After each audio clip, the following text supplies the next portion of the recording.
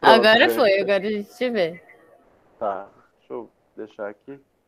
Tá ótimo. Tá, pronto. Olá, boa noite para todos aí que estão aí. Obrigado por terem vindo. Agradeço muito ao Cine Frequência por esse convite, né?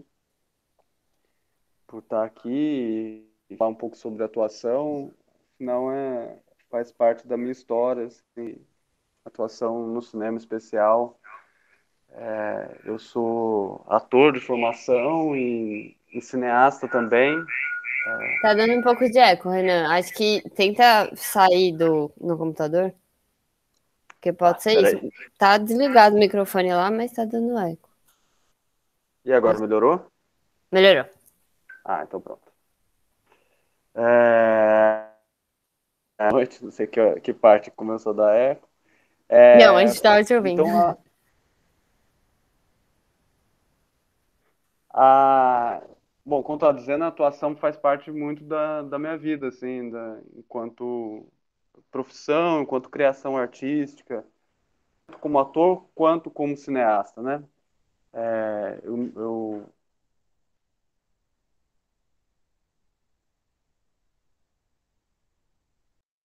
comecei uns 15 anos, e aí eu falei, ah, deixa eu estudar atuação para que isso... E aí fui fazer toda uma trajetória de estudar teatro e tal, e depois voltei para o cinema, assim, nessas encruzilhadas que a vida assim vai colocando pra gente, né? E aí acaba se encontrando de novo. Então eu encontrei com o cinema de novo faz uns 10 anos como cineasta, né? Mas já estava fazendo filmes como ator há algum tempo já. Então a atuação é algo muito interessante e algo que eu me dedico muito a pesquisar, tanto no teatro quanto no cinema, e nos últimos anos muito no cinema. Eu faço parte de um coletivo chamado Coletivo Tela Suja Filmes. É um coletivo que pesquisa, que produz, que exibe cinema, principalmente cinema independente, cinema inventivo, cinema latino-americano. Então a gente tem uma. E a atuação, como eu sou ator também, isso é muito importante para mim nos filmes que eu dirijo. E a ideia dessa atuação não realista é uma provocação que eu trouxe também, quando elas pediram, vamos fazer uma conversa sobre atuação, até porque vai ter oficina, né? Então, porque se a gente for pensar, 90%, sei lá quantos por cento específico, né, do cinema, tá ligado a um certo realismo, né? A uma reprodução de uma realidade, digamos assim, ali na tela. Mas, ao mesmo tempo, se a gente for pensar, nunca é uma reprodução da realidade, né? Essa definição do que é realista, do que é não realista, é sempre uma linha muito tênue. É só a gente pegar os gêneros cinematográficos, por exemplo. Você pega um filme de suspense, né? Eu até eu sempre tenho fico tentando adivinhar quando eu vejo filme de suspense e tal, quando tem aquela perseguição, né? A pessoa tá correndo atrás da outra, fala, agora vai tropeçar. Porque sempre se tropeça na hora que tem alguém correndo atrás de você, enfim. Então tem algumas coisas do gênero que, na verdade, não está muito ligado ao realismo, assim, né? Quando tem alguém correndo atrás de você, não necessariamente você tropeça.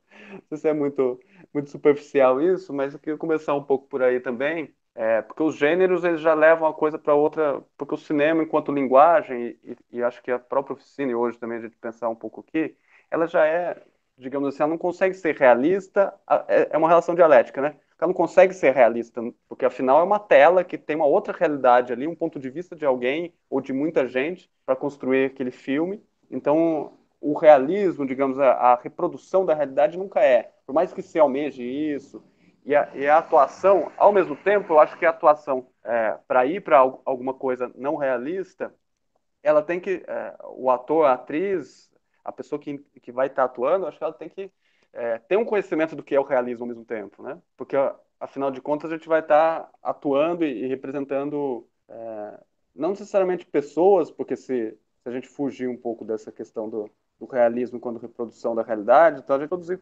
e representando não necessariamente pessoas, porque se a gente fugir um pouco dessa questão do realismo quando reprodução da realidade, então a gente pode reproduzir, a gente pode simbolizar qualquer coisa num filme, né? Enquanto, enfim, sei lá, tô começando aqui, não sei se está muito confuso o que eu tô falando, mas essa provocação tem a ver com outras vertentes que geralmente são um pouco silenciadas dentro do cinema, de um cinema não realista, né? De um cinema, por exemplo, o cinema expressionista, que teve uma época muito feita, principalmente no começo do século XX, ou um cinema surrealista, também muito feito, e ao mesmo tempo, às vezes, você vê um resquício dele em um filme ou outro, porque se a gente for pensar, então essa questão realidade e outros universos também são muito discutíveis, né? Porque se a gente for pensar um filme, por exemplo, esse meu próximo filme que eu vou dirigir agora, ele tem a ver com uma espécie de sonho, assim. A organização dele é uma espécie de sonho. E se a gente for pensar, um sonho é realista ou não é realista, né? Como a gente vai pensar isso? Porque o sonho faz parte da nossa vida, né? A civilização ocidental, eurocêntrica, tem separado o sonho da nossa vida, estudado o sonho e reduzido a capacidade do sonho, mas o sonho faz parte de todo um imaginário. A gente está lá, a gente vive coisas no sonho e depois a gente traz lembranças ou não para a realidade, enfim. E ao mesmo tempo, o cinema ele tem que. Eu imagino que o ator, a atriz, é um ponto de elo entre o filme e quem assiste, né? Eu não diria identificação, porque identificação pressupõe um tipo de cinema, muito relacionado com o drama também, é, ou com suas variações, mas esse elo entre o ser humano e o ser humano que assiste, essa ligação, isso eu acho que é o mais importante. Nesse sentido, não necessariamente você precisa ser uma atuação realista, assim, você fingir que está num lugar, vivendo naquele lugar. Você pode se dirigir. O importante é a comunicação sensível que vai se dar. Enfim, falando um pouco aqui, não sei se a gente quiser conversar também, falar coisas, se quiser também me interromper, fica à vontade aí, a gente vai conversando assim. Mas isso tem muito a ver com essa minha pesquisa, principalmente a partir do último longa que eu dirigi, chamado Pão e Gente, que a gente trabalha muito a partir de uma obra do Brecht, uma obra teatral, e a gente vai pesquisar muito essa atuação que vai se distanciar realmente do realismo, um tempo utilizando ele inclusive em diferentes vertentes e de gêneros cinematográficos. Às vezes na mesma cena tem atuações em registros diferentes, distintos, para criar um certo atrito em quem está vendo também. Travou? Voltou? Voltou, tá? Às vezes tá dando umas travadinhas, mas volto. Tá bom. Vou me É que avisando travou aqui. bem na hora que você falou o nome do filme. Aí eles perderam. Tá, o filme chama Pão e Gente, que é um que eu dirigi, estreou ano passado, estreou até e ele ainda está rodando festivais por aí e ele era muito baseado em algumas obras, especialmente numa peça do Brecht chamada Padaria. Enfim, e aí a partir do estudo sobre esse texto e sobre outros, do Café, do Mário de Andrade, ou outros textos teóricos que a gente pesquisou durante o processo, e do trabalho dos atores e das atrizes, a gente chegou a uma tradução, digamos assim. Acho que cada uma ali, chegou na tradução no seu corpo do que era necessário, assim, para colocar em cena, colocar aquilo em cena, deixando claro que o cinema é uma camada opaca assim, do cinema, ou seja, não é uma representação da realidade. Assim.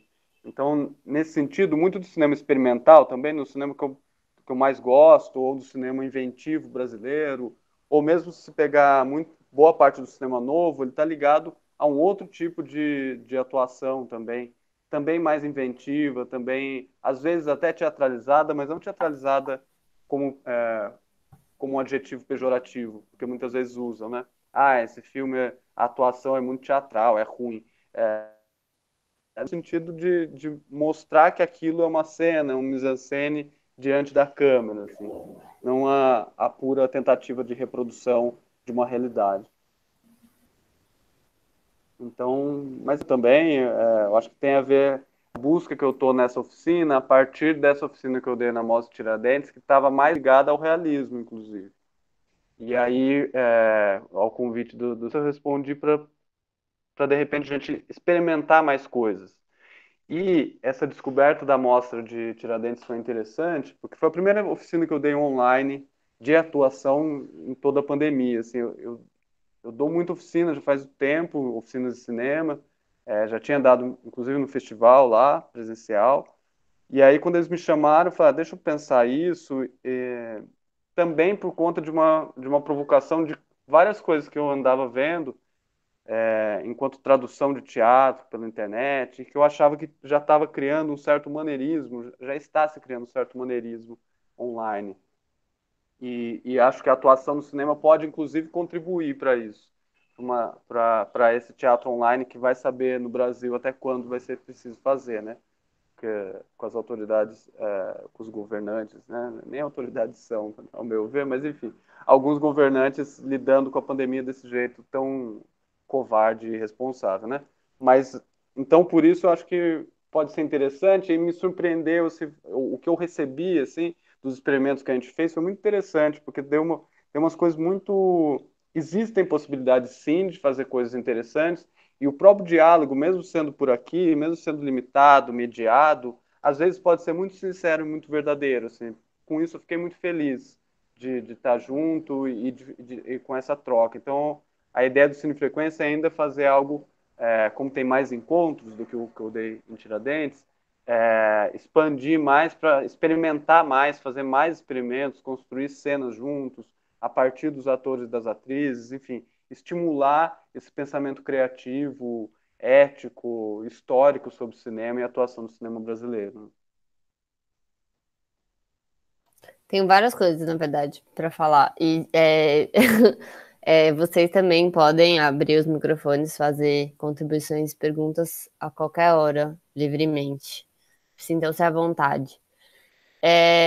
Primeira coisa que eu lembrei, que eu acho que você está falando sobre esse seu novo filme, trabalhando com o sonho e tal, e até acho que na pandemia tem muita gente entrando em contato com esse universo, mas eu lembrei de uma história, a gente tem um colaborador que deu das primeiras oficinas no ano passado, que foi sobre cinema autorreferencial.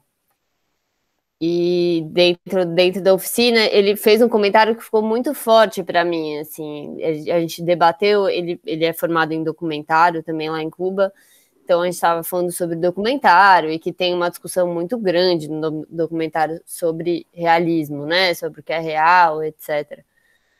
E ele fala, meu avô mora no sertão, e ele fala toda vez que um amigo dele vai morrer, na noite anterior, passa um vento em cima da casa dele e o amigo vem se despedir. Não tenho como chegar pro meu avô e falar que isso não é real. É impossível. Isso é real. Isso é real pro meu avô, então isso é real, né? Então, você falou isso do sonho, e aí a gente está nessa discussão sobre o realismo da atuação, e eu lembrei muito da história, porque a história é quase como um condutor, porque eu sou roteirista, né? E eu também comecei no teatro um pouco, assim, os meus estudos também foi em Brecht, enfim. Muito pela dramaturgia, e foi um desafio quando eu comecei a querer escrever para cinema, porque os processos criativos de teatro são muito outros, né? São muito diferentes, por uma questão prática mesmo, pragmática, de como funciona, né? Na verdade, por um lugar mais industrial da produção cinematográfica, é tudo muito setorizado, então muitas vezes o roteirista está sozinho escrevendo ali um projeto, que ele vai entregar na mão de um diretor, ou ele mesmo vai dirigir, mas é muito diferente essa relação com os atores, muito outra, né? Geralmente o ator já recebe um roteiro pronto e ele vai trabalhar em cima daquele roteiro e o diretor vai trabalhar em cima daquele universo, mas é muito diferente de muitos processos teatrais, não todos, óbvio, mas de muitos processos teatrais que constroem junto, né? Uma companhia de teatro, não existe uma companhia de cinema. Existem coletivos de cinema e cada vez mais, o nosso coletivo também é uma abertura para esse tipo de cinema, que a gente consiga trocar. Por isso que eu estava falando sobre os processos criativos de todas as áreas, de todos os profissionais que trabalham no cinema, porque está nesse lugar de não setorizar, né? Da gente realmente ver o cinema como uma obra coletiva. Eu sempre falo que eu comecei a trabalhar com cinema porque eu queria trabalhar com gente, senão eu fazia outra coisa. E aí, quando eu me vi sendo roteirista, eu falei, não, peraí, eu quero trabalhar com gente, mas os roteiristas estão todos fechados nas suas salas, trabalhando sozinhos, né? E era muito diferente da minha experiência. Eu não escrevi para teatro, mas eu acompanhei a Companhia do Latão, acompanhei algumas companhias teatrais que tinham um processo criativo muito outro, né? Que é realmente de uma construção muito conjunta. Acho que seria legal, Renan, falar um pouco sobre isso. Estava dentro das nossas temáticas também de hoje e perguntar como é que foi o seu processo, né, na direção do Pão e Gente e nos seus outros trabalhos. Como é que se dá essa construção da dramaturgia com os atores, né? Sua relação com os atores, já que você também veio da atuação, né? Sim, não, é muito bom isso que você fala, também do aspecto da dramaturgia, porque eu acho que uma coisa está muito ligada à outra. No fundo, essa ideia minha de trabalhar a atuação, de alguma maneira, realmente eu aprendi muito no Latão, eu acho que essa influência é grande para mim, enquanto processo criativo mesmo, e de alguma maneira ela é muito, a ideia minha desse processo é que ele também seja formativo no sentido da dramaturgia, assim, da dramaturgia do ator, da atriz, né? Enfim, de quem atua. Porque, por exemplo, no Pão e Gente, foi um processo ímpar no Pão e Gente, porque, assim, a gente... Primeiro que a cada filme, digamos assim, que tem a ver também com o processo do Latão, assim, mas a cada filme eu tento mudar um pouco a forma de fazer, a forma de conduzir o processo de construção de tudo, assim. Então, por exemplo, desde lá do primeiro curta que eu dirigi, eu chamei vários atores e atrizes que eu gostava, muitos que eram de uma companhia, Companhia Estudo de Cena, e outros de outras companhias de teatro daqui, enfim, eu conheço muitos atores e atrizes. E aí eu fiz um roteiro que era só um roteiro de ações, e a gente filmou esse curta-metragem em um dia praticamente, depois fez mais um outro dia de umas cenas lá, e era muito improviso, assim, muito improviso a partir das ações. Então a gente filmava uma vez, filmava outra, a partir do que os atores e as atrizes propunham, acontecia a cena, assim.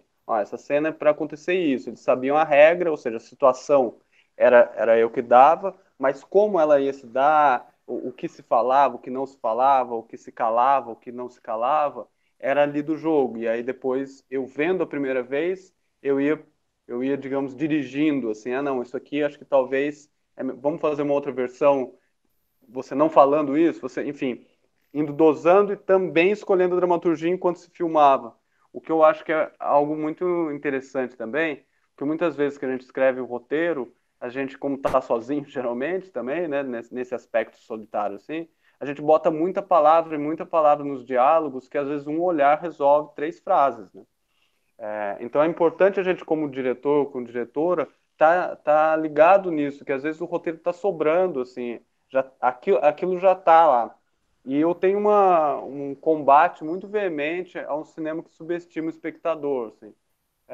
Por exemplo, é só a gente pensar em várias séries, assim, que, enfim, né, eu nem gosto muito, mas tenho assistido até para também, enfim, da pandemia e tudo mais, tenho assistido algumas, mas o que eu não gosto é que às vezes eles ficam reforçando a todo momento a mesma coisa, ou seja, já tem aquela informação, aí eles falam aquela informação, aí tem uma outra cena de novo com aquela informação, quase como eles estão me chamando de burro. Eles estão achando que eu não entendi ainda, eu já entendi isso.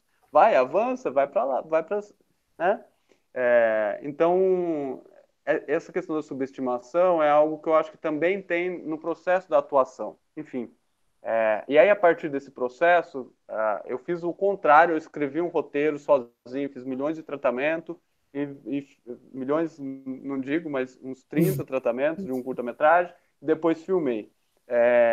Aí, a partir disso, eu fiz um processo no primeiro longa-metragem, chamado Sem Raiz, que eu queria trabalhar a questão do empreendedorismo feminino, enquanto temática. E aí eu chamei algumas mulheres, atrizes, e uma mulher roteirista, a Thalita, que fez junto comigo o roteiro. Então a gente ia para uma sala de ensaio, igual num processo de teatro, e ficava levantando tanto ideias de cena quanto personagem de uma cena. Eu provocava elas, a Thalita provocava, e a gente discutia aquilo e refazia, fazia uma outra cena, tudo ainda numa sala, assim. A partir daí a gente construiu o roteiro. Depois do roteiro que a gente foi filmar em locações, e aí chamou outros atores e atrizes para fazer outros personagens que apareceram como sugestão ali naqueles improvisos iniciais, com 5 atrizes. Então, a partir das 5, a gente fez um filme que deve ter o quê? Umas 20 pessoas atuando. Assim. Então, uma atriz, por exemplo, trouxe um personagem que era a tia dela. E aí, as 5 tinham mais ou menos a mesma idade e tal, então eu chamei uma outra atriz para fazer a tia. Na verdade, essa pesquisa era muito para ir fundo no realismo, no sentido de um realismo quase documental, assim. Então, inclusive de intervenções na rua, onde a câmera ficava longe e a personagem interagia com as pessoas na rua mesmo, como se ela estivesse vivendo aquilo, né? Então, era uma pesquisa que a gente fez. A gente foi fazer um outro processo que a gente conseguiu, a gente fez um projeto para montar uma peça e fazer um filme a partir dos mesmos materiais, tendo esse texto do Brecht como um dos elementos importantes, assim. Então a gente fez a peça e fez o filme a partir desse texto e de outros textos, assim. Então, e com os mesmos 5 atores e atrizes, mas aí no filme tem mais tantos que entram para fazer outros personagens também. Então esse processo foi muito interessante porque ao mesmo tempo uma mesma cena, coisa na peça e virava outra coisa totalmente diferente no filme, assim. Quem conseguiu ver as duas coisas tem assim, porque a peça é isso, foi, nem adianta ver. Gravação de peça é muito difícil. E o filme ainda está aí. Então, mas as traduções eram bem diferentes, muito interessante para os atores e atrizes que passaram por esse processo perceber essa diferença de expressão também, ao mesmo tempo que o filme também, da mesma maneira que a peça se tornou, foi um pouco contaminada por esse ar cinematográfico, o filme também tem um ar mais teatralizado também. Dali eu começo a verticalizar mais ainda essa pesquisa no cinema de uma atuação não realista que eu já fazia em outros filmes, por exemplo, sei lá, até vocês divulgaram um trechinho do Baixo Centro lá, o filme, que eu acho um filme totalmente não realista, ainda que ele tenha um mise-en-scène que é quase realista, então ele está sempre em tensão. A gente está em locações reais, nas ruas, mas de repente tem uma explosão, um jorro de narrativa que parece que você não sabe se você ouviu aquilo ou não, você não sabe se aquilo é um pensamento ou não, como expor um pensamento assim, tem algo teatralizado ali, muito em função da poética do filme e da poética das palavras do filme que vão para outro lugar. Então eu já tinha feito isso em alguns outros filmes, Madrigal também é um filme assim, do Bruno Melo Castanho e da Adriana Barbosa, Madrigal para um Poeta Vivo, que lida um pouco com o documentário e a ficção, como você dá corpo para um personagem que é uma poesia, ou um personagem que é um alter ego de um poeta, que interage com o próprio poeta documentado, enfim. Então, tinha várias outras experiências como ator que eu queria pesquisar como diretor nesse filme. E foi muito interessante, eu acho que é um pouco, que eu até falei, eu acho um pouco um caminho sem volta, assim, acho que eu até posso voltar para o realismo em algum momento, mas não sei se... Porque no filme também tem momentos realistas, mas não... eu exploro, e aí nesse sentido tem um diálogo mais próximo com o Brecht, que é muito presente na minha vida desde sempre, assim, desde também que eu comecei a me interessar em fazer arte. Então tem esse lado do Brecht que no fundo, no trabalho, na pesquisa que eu faço, tem um quê de realismo, mas ele dá também como ele mesmo define, uma distanciada, né? Uma dialetizada na cena, e isso faz com que personagem e ator tenham um certo distanciamento. A gente vê também o ator, o que ele quer com aquela cena, enfim, tem algo de poética que eu quero cada vez mais investigar. E isso do que é realidade é um debate amplo, né? Eu também gosto de fazer esse debate, no curso com certeza vou fazer, sobre o que é documentário, o que é ficção, né? Que é sempre algo muito híbrido, assim, né? E mesmo se a gente for pegar no sentido estrito da atuação, enfim, tudo isso que eu estou falando é porque eu também concordo que a atuação ela não está desligada das outras coisas. Tudo está ligado na atuação. Inclusive, a atuação é muito da montagem, a atuação é da fotografia também. E eu gosto muito do cinema porque ele também é muito coletivo, assim. Talvez para o ator ele seja ainda mais um espaço ainda mais coletivizado do que no teatro, no sentido dele, do ator, da atriz, não ter o domínio sobre a cena mesmo, que vai virar o filme ou não. Então isso eu acho muito bonito, assim, e ao mesmo tempo muito desafiador para o trabalho do ator, da atriz. E aí, mas o que eu ia falar o que é a realidade é isso, essa questão do que é documentário e ao mesmo tempo do que sempre é um ponto de vista ou alguns pontos de vista sobre o mundo, né, que a gente vê no filme. Então isso enfim, acho que é algo a se pensar muito. É só a gente ver atuações boas, realistas, mesmo dentro da indústria cinematográfica, Hollywood, a gente vê que tem muito maneirismo também. Tem muita gente que faz coisas interessantes, mas alguns métodos e alguns sistemas de atuação vão criar alguns maneirismos, assim, alguns jeitos de atuar, alguns jeitos de expressar. Ah, assim, então eu crio um código, assim como as máscaras lá atrás criavam um código, né? Hoje em dia está mudando também, mas a maioria das telenovelas, pelo menos quando eu cresci, você batia o olho na TV, você já sabia se a cena era alegre ou era triste pelo rosto dos atores e das atrizes. Porque uma pessoa estava alegre, ela sempre estava assim, né? Rindo e tal. E uma pessoa triste estava sempre uma máscara assim, ou lágrimas escorrendo sem parar, né? Então tem uma coisa assim, mas quantas vezes a gente está triste, enfim, essa dialética da vida, né? Então, ou seja, nem o que se diz realista não é realista. Então, às vezes, e essa provocação está nesse sentido, se a gente for fundo no realismo, talvez a gente consiga uma atuação que seja considerada não realista por a gente estar mais fundo ainda na realidade. Enfim, ao mesmo tempo, eu acho que essa questão do performer, de alguma coisa assim, de um ator que propõe, de uma atriz que propõe, como em filmes, por exemplo, o trabalho da Helene Inês, eu acho genial nesse sentido, tanto dos filmes que ela fazia com o Rogério Sganzella, quanto os filmes que ela dirige mesmo. Então tem uma outra proposição daquele corpo, aquele corpo ele tá também como porta-voz de uma poética, assim, o que pode ser muito interessante e rico, assim, pro cinema. Inclusive para afrontar esse cinema dito realista, mas que no fundo nada é, né? É claro que hoje em dia a gente está vendo tudo pela tela pequena até, né?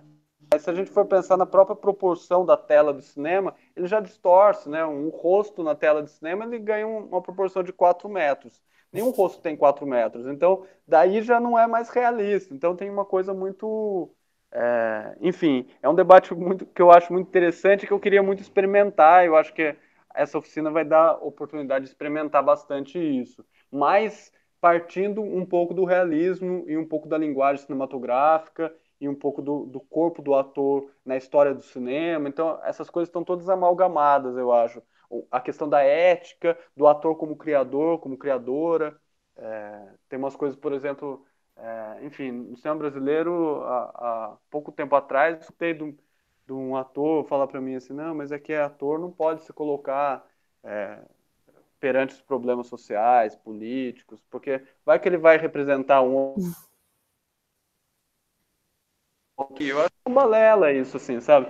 Porque você vai representar um outro papel e você vai continuar criticando aquilo, sabe? Não tem sentido isso, sabe? Porque senão você fica defendendo um ator meio, sei lá, uma coisa meio neutra.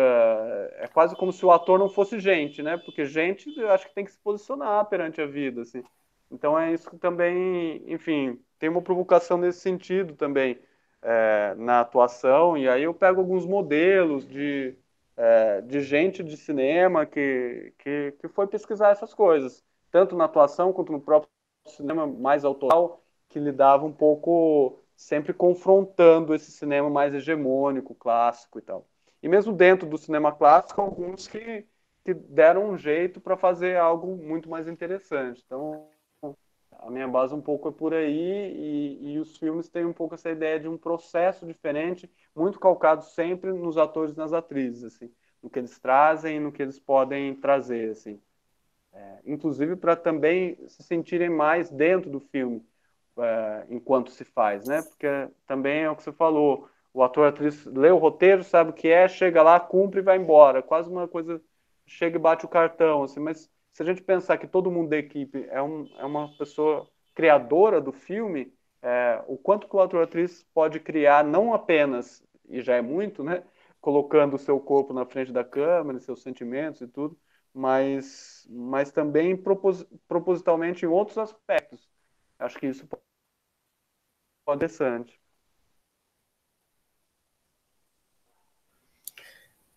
Nossa, muita coisa, né? Cada, cada coisinha abre muitas discussões, muitas portas de, de discussão, porque, assim, acho que essa coisa dessa busca pela neutralidade é muito problemática, né? E pensando até isso que a gente estava falando, né? Desse processo da atuação,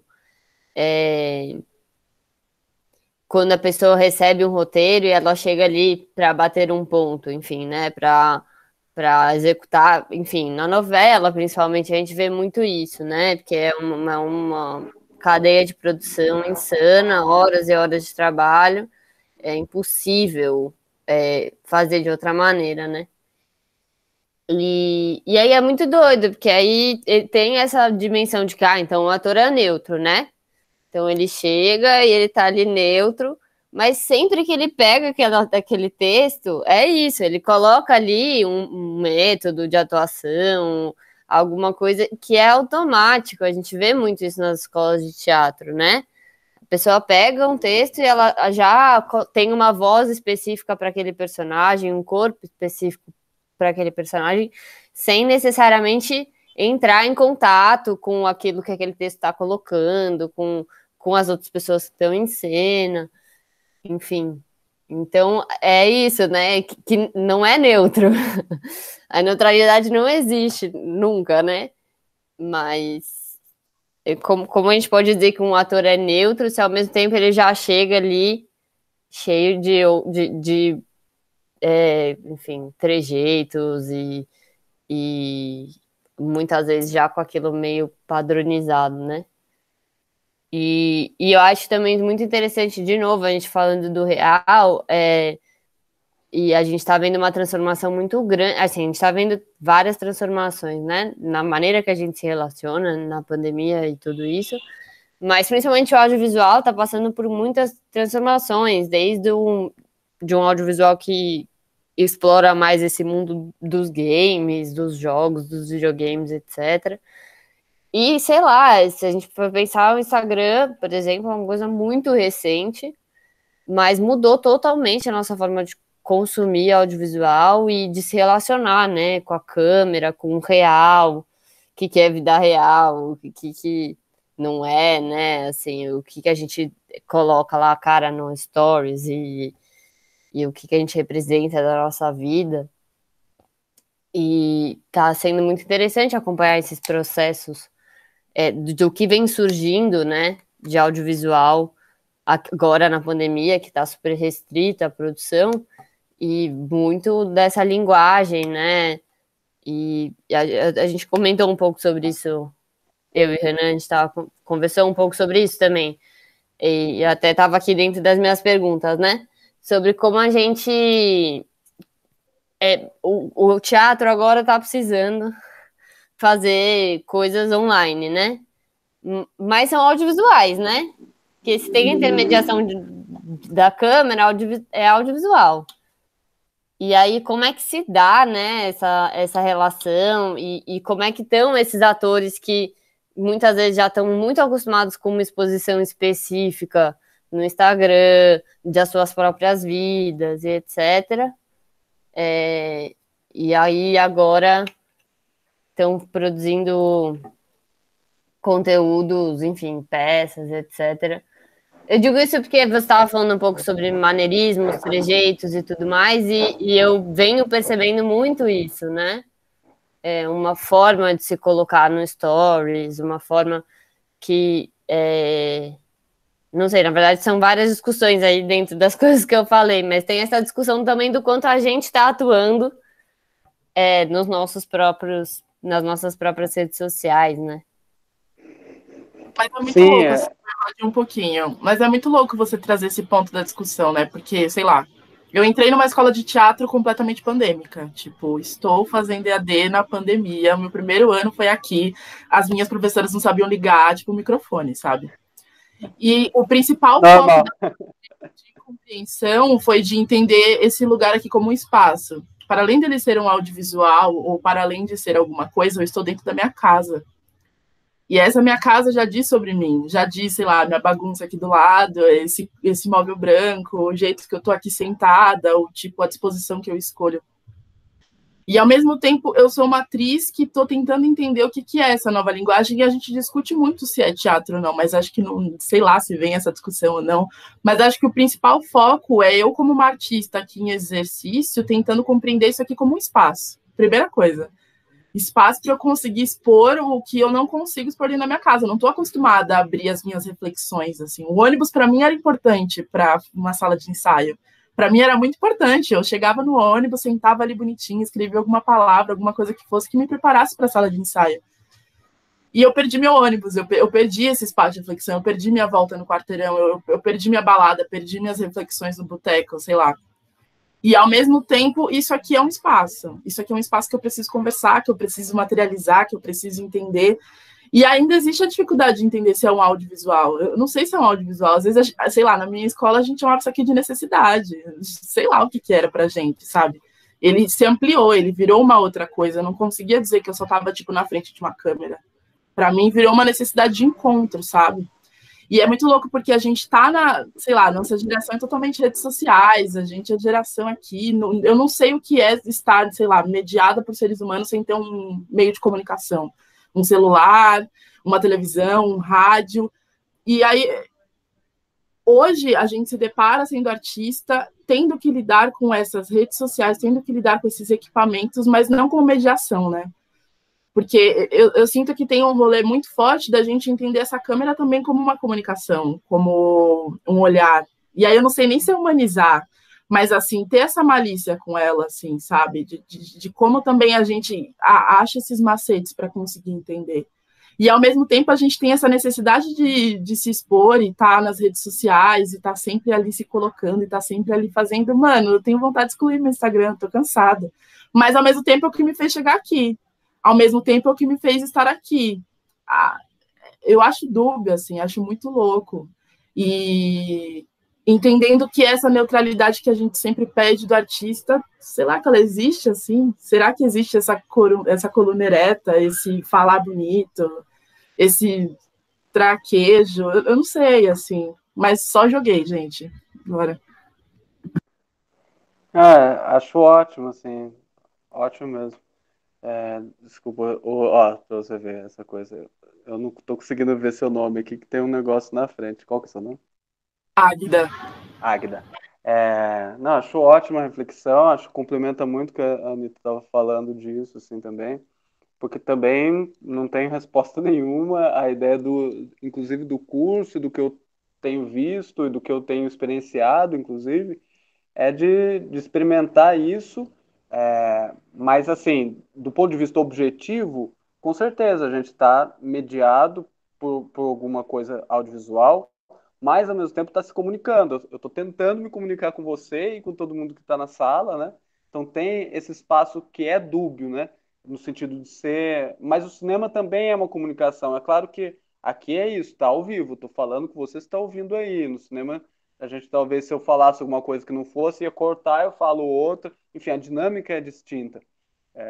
O que eu acho é que às vezes, que eu acho que inclusive depois da pandemia, com esse fato do audiovisual, imagino que pode inclusive fazer com que a gente reveja algumas práticas que já estavam solidificadas, inclusive no teatro, assim. Como eu disse, o que eu tenho visto, eu vi bastante, assim, são umas tentativas que eu acho que é uma coisa já, como posso dizer, é algo que eu já criticava no teatro, que é de, por exemplo, vamos cumprir a maquininha, né?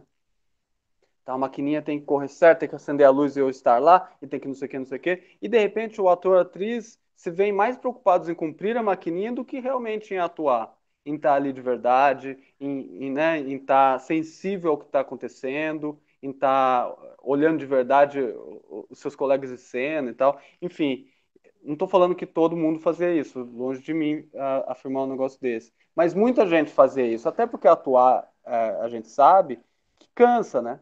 Cansa a gente atuar de verdade. Então, às vezes a gente, né, estava pensando outro dia, vendo um documentário sobre basquete, que daí falavam, deram um conselho para um jogador no começo da carreira dele, falaram assim, você descansa na defesa.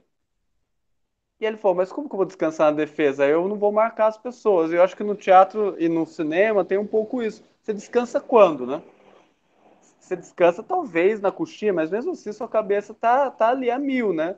E no cinema também, você descansa entre um take e outro, talvez, entre um plano e outro, né? Então, esse lugar de... Mas muita gente descansa em cena, né? O descansar em cena, que eu acho que vai pro truque, não tem como. A gente... porque a gente tem que estar de verdade, é o nosso corpo. E aí, o que você fala, acho que é mais interessante isso ainda, que eu percebi nessa última oficina, porque é o nosso corpo e, ao mesmo tempo, é o nosso espaço, né? De alguma maneira a gente está vendo você no seu espaço, coisa que talvez se a gente tivesse num debate em algum lugar, se fosse para lá, se pegasse o ônibus e fosse para lá, e eu também, e a gente ia se encontrar lá, eu veria o seu corpo naquele espaço, digamos assim, nunca é neutro, mas é um espaço lá. Agora eu já estou vendo você e estou vendo, tem um violão pendurado na parede, tem uma planta, então tem coisas assim que a gente vai vendo, mas isso, ao mesmo tempo, é muito próximo do que é o cinema, no sentido de ter alguns vestígios da história, assim. Para mim, para o cinema que eu acredito, tem muito essa questão dos vestígios, assim. Eu nunca filmo em estúdio. Para mim, estúdio é algo, a não ser que eu queira que seja um estúdio, mas filmar em estúdio, assim, não tem sentido para mim, assim, sabe? A não ser que seja registrar um estúdio mesmo. Mas se não, é isso, porque cada lugar que você escolhe para filmar, ele tem uma história. E eu filmo muito em ruas. Por que se escolhe aquela rua? Por que se escolhe aquele muro? Por que se escolhe aquela padaria? Por que se escolhe aquele boteco? Então tem história, tem coisas que estão ali, assim, tão visíveis, tão audíveis e tão sensíveis naquele espaço. Tem algo de subjetivo que faz com que a gente escolha as coisas, né? E aqui a gente está realmente um pouco sem escolha. É minha casa, é minha casa. Não tem muito o que eu fazer. Escolho o cantinho que eu acho que pode ser um pouco melhor para fazer isso, né? Mas enfim, eu acho que é um desafio muito grande, como eu disse, não tem resposta nenhuma. Acho que você tem razão, como é um experimento, acho que talvez não seja teatro, mas ao mesmo tempo é o que muita gente está fazendo, né? Baseado no que se faria no teatro, está se descobrindo esse espaço, que também é um híbrido entre teatro e audiovisual. Agora, a provocação que eu quero trazer também é que audiovisual a gente está fazendo. Porque ao mesmo tempo que a Anitta coloca, é que as redes sociais têm uma dinâmica de um ritmo que é muito mais acelerado, inclusive, do que a TV. E a TV já tem um ritmo acelerado. Então, que audiovisual que a gente quer dialogar? Ou seja, até que ponto a gente está consciente de que a gente está seguindo esse ritmo TikTok, esse ritmo stories, não sei o quê, de deixar as pessoas cada vez mais dentro daquele logaritmo e não sair daquela rede social, ou de que ponto a gente está querendo dialogar com algo que seja realmente relevante para a gente do que a gente propõe como arte. Nesse sentido, o tempo das coisas, eu acho que isso é uma das questões que eu tenho. O tempo das coisas está, pelo menos das coisas que eu tenho visto, estão seguindo muito mais as redes sociais do que talvez a própria peça se ela tivesse no teatro, né? Enfim, e aí é uma questão também audiovisual, mas também da atuação, e da atuação no audiovisual, enfim, está tudo muito ligado, né? E da história do audiovisual, porque também se a gente considera a história só o que o que entrou em cartaz em todos os shoppings, a gente tem uma história bem parcial do audiovisual, por exemplo, brasileiro, né? A gente tem muitos filmes, por exemplo, que estão passando, indico muito, inclusive, a Mostra Cinema de Tiradentes, que vai até o dia 30, até depois de amanhã, uma programação ampla de primeiros longas-metragens, de curtas-metragens, de de um apoio ao cinema inventivo, que é o foco lá do festival, e que é muito interessante, coisas que talvez não vão chegar mesmo para nos cinemas do shopping, mesmo quando abrir, talvez chegue nas plataformas, talvez não também. Então é uma questão de ver coisas, eu acho que também é a formação do nosso olhar, a gente que lida com arte também tem que ficar esperto com isso. O audiovisual não precisa ser só o que a gente vê todo dia, é o que você falou, mediado pela TV, mediado pela internet. Então, como a gente buscar também outros audiovisuais e também lidar quase como uma disputa. Que audiovisual é? Será que só pode ser esse? Que eu fico vendo rápido, rápido, rápido, rápido, rápido, né? Ou eu posso, por exemplo, ficar olhando você, olhando para cá, assim. Podia ser um plano de algo assim, você assim, simplesmente em silêncio. O que seria isso, né? Enfim, tô pensando dentro do que você está falando e dentro do que a gente está conversando aqui. Eu acho que o estudo da atuação no cinema, principalmente, mais do que o audiovisual em geral, eu acho que ele pode dar também contribuições a esse outro espaço que eu também não sei definir o que está sendo ele. Assim. Eu estou fazendo parte de um processo de criação que começou parcialmente também começou na pandemia, começou parcialmente virtual e agora está totalmente virtual em teatro, né? E a gente está entendendo também o que é isso. Então, enfim, eu compartilho totalmente das suas questões. É, e também compartilho disso de no começo não consegui ligar a câmera. Vocês viram, por exemplo, o meu computador travou e a câmera não ligou no começo dessa conversa. Mas a gente vai tentando.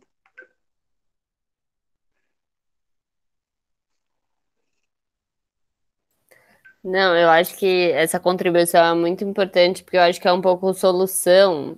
Acho que nunca solução é uma boa palavra, mas é um pouco esse questionamento que eu estava trazendo sobre se é audiovisual, porque tem intervenção da câmera e teatro.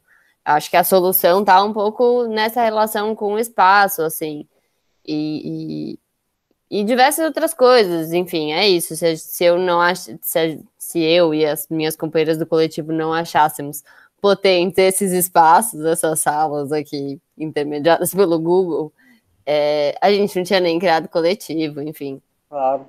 E porque é isso também, o quanto a gente pode ir buscando contato com essa criatividade a partir dessas limitações, né?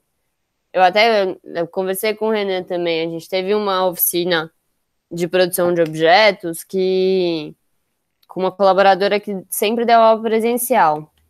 E aí ela no começo estava muito insegura, assim, né? Nem se compara ao que seria uma oficina de atuação online, mas ela falava, eu trabalho muito com os objetos, para as pessoas encostarem, pensarem sobre ele, refletirem, passarem um para a mão do outro, verem as dimensões, as cores.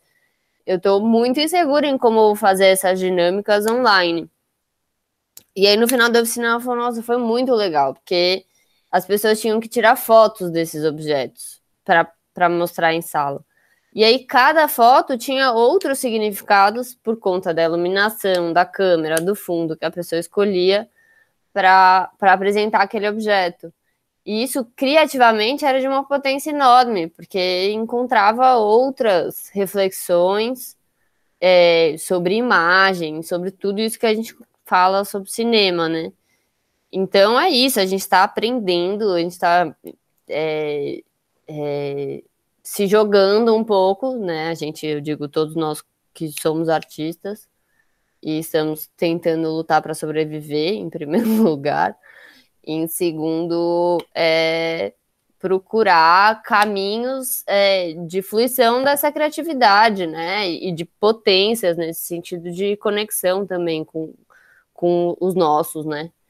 Com os outros. Sim. Porque senão não dá. Senão a gente não sobrevive mesmo. Eu, sim, pelo menos, não. Então, mas é isso que eu acho. Eu acho que por isso que eu acho que tem uma disputa também nesse sentido, né? De não aceitar as coisas como veio a pandemia, já tinha um monte de gente já começou a fazer isso, enfim.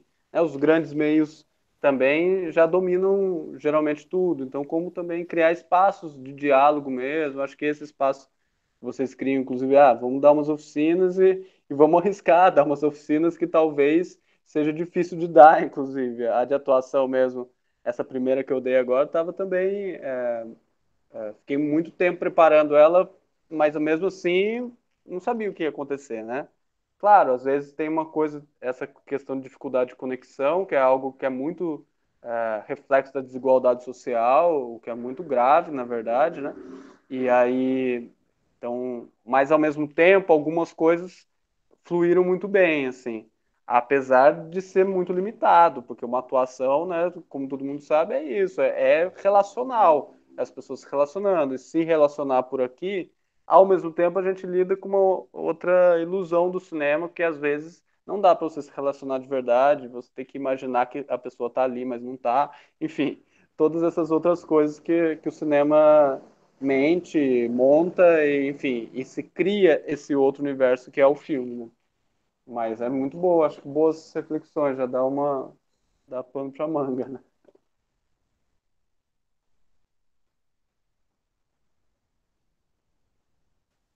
Boa noite, Yasmin. Obrigada. Obrigado, Yasmin. Acho que realmente a gente pode ir caminhando para encerramento. Se vocês quiserem fazer mais comentários, perguntas, considerações, fiquem à vontade. Porque também, se a gente não encaminhar para o encerramento, a gente fica aqui batendo papo e trocando. Porque estão precisando, e porque é bom demais. Total. Mais alguma coisa, gente?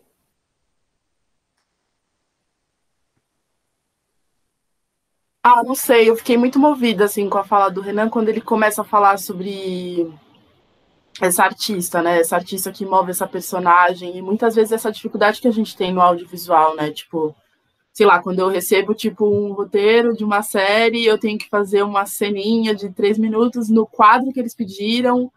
E eu sempre tive uma dificuldade muito grande, assim, de colocar a personagem tão encaixada nesse lugar, assim, sabe? E fico me perguntando, assim, nesse momento, assim, de criação que a gente tem agora dentro da nossa casa, o que é esse lugar de fomentação dessa personagem, e até mesmo como que a gente se imagina. Porque é isso, né? Tipo, a gente já tem uma dificuldade muito grande de pessoas que vêm do teatro para conseguir se inserir no audiovisual, assim, é um rolê quase inimaginável. E ainda mais quando você começa a perceber que é isso, né? É um rolê mais estratificado, né? Cada pessoa tem a sua função. É muito difícil no set, sei lá, se eu falar no set, gente, vamos estabelecer um ritual, a galera vai rir da minha cara, falar, mano, o que essa menina Nanaíra tá falando? Cala a boca, que é isso, garota? Mas é muito louco, assim, tipo.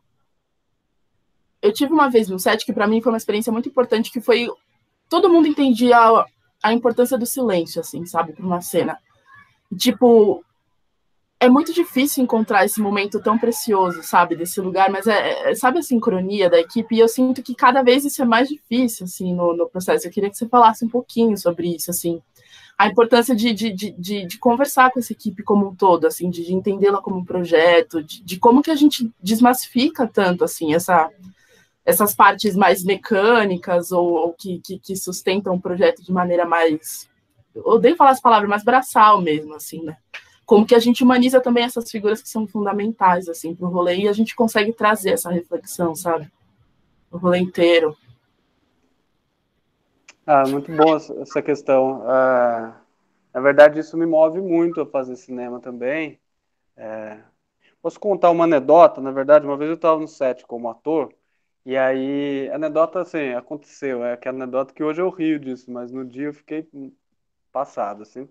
Então eu estava no set e eu fui fazer uma pontinha como ator no filme, e era um filme que já estava 3 semanas, não, 3 semanas só de noturna, né? Então ele começava 10 da noite até 10 da manhã, essa coisa assim, né? 7 da noite, 7 da manhã e tal. Já era a terceira semana. Não só por isso, mas tinha uma relação no set muito estratificada, como você diz, assim. Então, quando eu cheguei no set, era o meu primeiro dia como ator, tal, as pessoas me receberam, produtor de elenco, direção e tal. Mas quando eu fui atuar, eu percebi que a equipe inteira estava muito estressada, assim, todos brigando, desligava o rádio, xingava a pessoa que falou no rádio, botava o rádio de volta na orelha. Sabe, um clima péssimo assim para você criar. E eu sempre costumo dizer isso nos cursos também, e, enfim, e nas conversas com os amigos, que a gente, ator, atriz, quando está no set, o nosso instrumento é o nosso corpo, né? E o nosso corpo fora e dentro. Então, essas coisas atravessam a gente, não tem como. Enfim, eu sei que no fim teve um plano contra plano comigo, assim. Quando deu o corta, o câmera não viu, assim, ele jogou a câmera pro lado, pro assistente, o assistente não pegou, eu tomei uma camerada na cabeça. E até hoje eles não sabem que eles bateram a câmera na minha cabeça, assim, sabe? Sabe quando você dá uma tonteada assim? Aí eu olhei, eles nem viram que isso aconteceu. De tão nessa máquina industrial que eles estavam, assim, desse estresse, esse trabalho que não quer dizer nada para eles, sabe? É, eu já vi muita gente se queixando, por exemplo, eu queria tanto que as pessoas que trabalham nos filmes que eu dirijo fossem ver os filmes depois de pronto. Isso é triste demais, assim. A pessoa trabalha no filme e não tem interesse nenhum em ver o filme pronto, sabe? Se a gente for pensar que um filme dá tanto trabalho para fazer, né? Essa pessoa trabalhou tanto, ao mesmo tempo ela não se vê naquilo. Ela só se vê na parte que ela fez e no salário que ela ganha, assim. Nada contra isso, porque as pessoas precisam trabalhar realmente. Mas como um filme pode fazer com que essa pessoa também crie, né?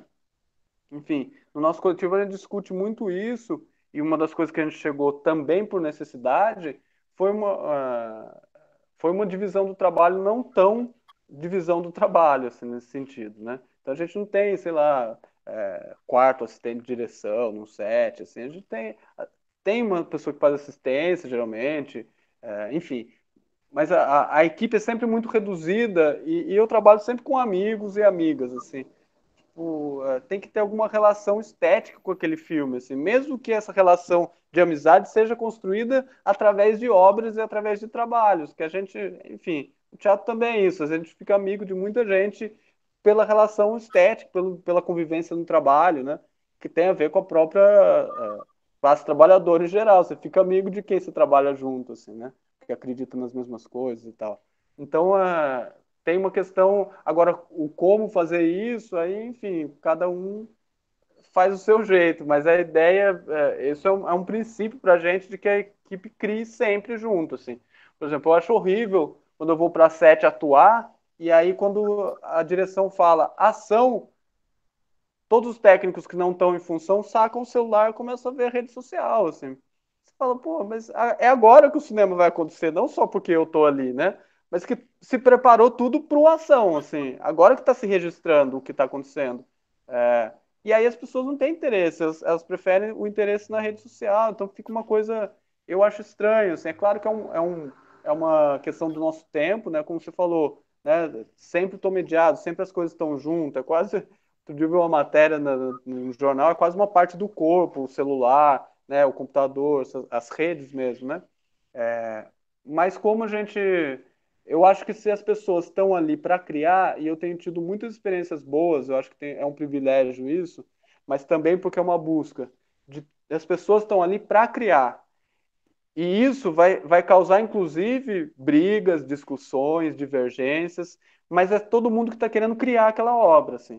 Então, isso eu tento prezar muito como diretor, assim, tanto para os atores, para as atrizes, quanto para, ainda mantendo as funções, né? No sentido, sou eu que dirijo o filme, mas se a pessoa que está atuando me dá uma sugestão que é melhor do que a minha ideia, só por causa do meu ego, falar, não, a minha ideia é melhor. Não, essa ideia é boa, vamos fazer isso. Ou vamos fazer também isso. Enfim, tem todas essas coisas que. Mas para isso tem que se criar outros modelos de filmagem também, né? Enfim, tudo tem a ver com isso. O próprio roteiro ele permite uma diária que possa ter essas aberturas ao acaso, a outras questões, o documentário, a ficção entrando junto, o prazo para se fazer um filme, você não precisa entregar logo, enfim, tem que se criar todas as condições para isso. De alguma maneira, é um pouco amador no sentido desse profissional industrial, mas o amador no melhor sentido, assim, porque é de criar aquilo. Realmente eu estou preocupado com o filme. Tem um amigo que fala que cinema já é uma coisa de museu. A gente que fica insistindo em fazer isso. No sentido de o cinema é só para alguns, já foi superado, digamos assim, como, né, a grande coisa da arte e tal, que as pessoas vão, inclusive que tem muito dinheiro para fazer, tal, tal, tal. Não, é uma coisa quase... Mas ele nunca vai morrer, porque alguns ainda vão querer ficar vendo filmes, né? Assim como o teatro, sempre falam que vai morrer, estão falando que ia morrer agora com online também. Duvido que quando puder ir para o teatro, não vai lotar os teatros para ver as pessoas, para essa troca que é real entre as pessoas. Da mesma maneira o set, eu tô louco para ir para um set para filmar, sabe? Então tem essas coisas, né, de pisar na rua, de estar todo mundo ali, de comer junto. Eu acho que às vezes também, eu acho que o filmar, só completando, uma amiga minha fala para mim, uma amigona minha, ela fala que às vezes eu filmo só para reunir com as pessoas ali, porque também a nossa vida em São Paulo tem esse lugar de, né, é tão difícil reunir, e esse lugar de filmagem, esse momento de filmar, esse pequeno tempo, é um tempo de rituais, de pequenos rituais, já que você falou isso, né? Eu acho sim que é um ritual comer junto com as pessoas que estão ali e conversar, e contar piada, e se divertir. O set também tem que ser divertido. Se ele fica sendo só um martírio, eu tenho que fazer um filme, não estou conseguindo, então vai fazer outra coisa, entendeu? Para mim são os melhores momentos da vida quando eu estou ali no set, assim, enfim, tem outros tantos momentos bons na vida, mas ali tem uma coisa de comunidade que se junta para se fazer algo juntos, assim. E eu acho que esse algo juntos que é produzido ali tem muita importância. Eu prezo muito por isso. Assim. A gente aqui tem falado muito sobre isso, assim, sobre a vontade. Tem muitos colaboradores do Cine Frequência e amigos que trabalham com cinema há muitos anos e que tem essa indústria do cinema que é muito, enfim, né, o capitalismo, não é só no cinema, mas que te coloca dentro dessa lógica, né? Então você faz um filme, depois você tem que fazer outro, você vai fazendo filme atrás de filme, e você entra numa lógica de querer fazer projetos cada vez maiores, com orçamentos maiores, e com a pandemia, e talvez com o resgate dessas ideias de processos criativos e de um resgate dessa parte da criação, muita gente falando, eu quero fazer coisas menores, com equipes menores, que eu possa, assim, eu digo assistentes de direção, ou diretores, diretoras, que estão ali, que já tiveram que lidar com uma equipe gigantesca e não conseguia se relacionar com essas pessoas. E que agora olha e fala, eu não quero mais isso. É claro que é isso, né? A gente está num momento muito delicado para a cultura e às vezes eu olho para esses amigos e falo, na verdade é um pouco utopia, porque a gente vai fazer o que der para fazer, né? Acho que é importante ter essa dimensão, assim. Mas, ao mesmo tempo, é muito importante a gente pensar, a gente conseguir agora refletir melhor sobre essas relações de trabalho que a gente tem no audiovisual, né? E repensar, falar, isso eu quero, isso eu não quero. Eu acho que um processo criativo funciona melhor de tal forma e não de outra. A gente vai repensar muita coisa ainda com a pandemia, mas eu acho que tem sido, assim, tem trazido grandes reflexões sobre o que é produzir cinema no Brasil e como a gente pode produzir de outras formas, e construindo outras relações, né? Sim, eu acho, inclusive, que pode ser que, pelo menos meu sonho é que a gente saia dessa pandemia, inclusive, com mais gente produzindo cinema que antes não produzia. E que talvez tenha esse interesse na linguagem, a possibilidade desse tempo de estudo, enfim, que começa a fazer para, inclusive, arejar, para, inclusive, combater essas pessoas que falam cinema tem que ser assim, porque é assim, eu fui lá e me falaram, o industrial falou que é assim. Por quê, né? A indústria do cinema no Brasil nunca existiu, as pessoas inventaram isso como se existisse, não existe. Então é um pouco, eu concordo totalmente, eu acho que é muito melhor quando você qualquer trabalho, você conhece todo mundo do trabalho, é muito melhor do que você ir para um lugar que você tem uma multidão que está trabalhando no mesmo lugar e você não conhece ninguém, né? Enfim, esse princípio de comunidade, de você estar em interação com as pessoas, né? Isso eu acho essencial. Bom, então acho que ficamos por aqui. Muito obrigada. Vai ficar disponível lá o encontro, a gente vai divulgar bastante. A gente comentou aqui algumas vezes, o Renan vai dar uma oficina de atuação para cinema aqui com Cinefrequência. Começa no dia 10 de fevereiro, as inscrições estão abertas lá no site. Tem lá todas as informações de horário, dias e tudo mais. E vai ser bem legal, a gente está ansiosa para acompanhar. Massa, também isso. estou aqui. Boa noite, gente. Beijos. Boa noite, gente. Boa noite. Tchau, tchau. Boa noite.